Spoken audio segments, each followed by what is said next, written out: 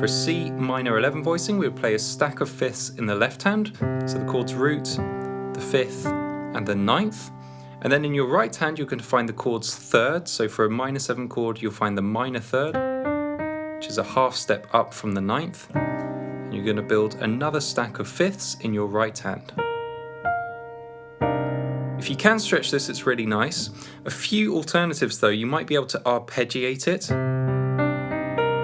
like this. For example, in Kenny Barron's song Spiral, that's what he does. It's arpeggiated, so you don't always have to play it as a block chord, or you can ripple it, like this. Now there's also a major variation on the Kenny Barron voicing. Basically you're going to keep the left hand the same, but the right hand you're going to shift up a half step. So instead of building from the minor third, we're going to build a stack of fifths from the major third instead. It's going to give us the major 7th and the sharp 11 or the sharp 4. When it's a major 7 chord, I actually like to call this note the sharp 4. That's just the convention I like to use, but it's the same note as the sharp 11. Now it's actually quite rare that you get to use this in a song. I use this most of the time for my compositions. There's all sorts of neat patterns you can do where you just shift one of your hands up or down a half step. So we can take C minor 11, slip the left hand down a half step, and you end up playing the major version of the voicing but built from B. You can come back. Keep doing these patterns. If you move to B flat minor 11, slip the left hand down.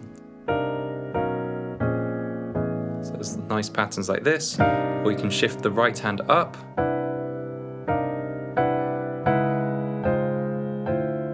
Like this.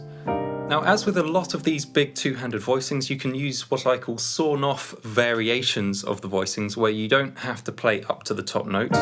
So here we could actually saw it off and stop our voicing at the 7th. And why would we do that? Well, if we had a minor 7 chord and the melody note was the 7th of the chord, well, this would make a great voicing for C minor 7. And of course we can do the same for the major 7 variation. We don't have to play up to the sharp 4 up here. We could saw it off and just play the voicing like this. So root, 5th, 9th, major 3rd, and major 7th. So we could use this Sornoff variation at the beginning of Misty. So we start with this E flat major 7 chord, and the melody lands on this D, which is which scale degree of E flat?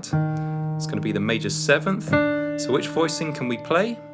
Well, we can use the Sornoff variation of the major Kenny Barron voicing. So this is it from C. Let's just transpose it to E flat.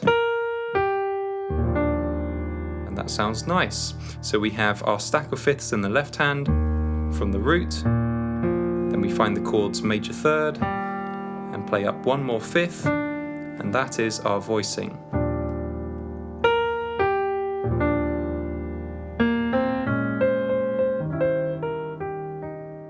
Now, if you want to learn more jazz piano chord voicings, I've actually written a free ebook for you. It's called the Chord Voicing Guide. You can download it for free at the link below.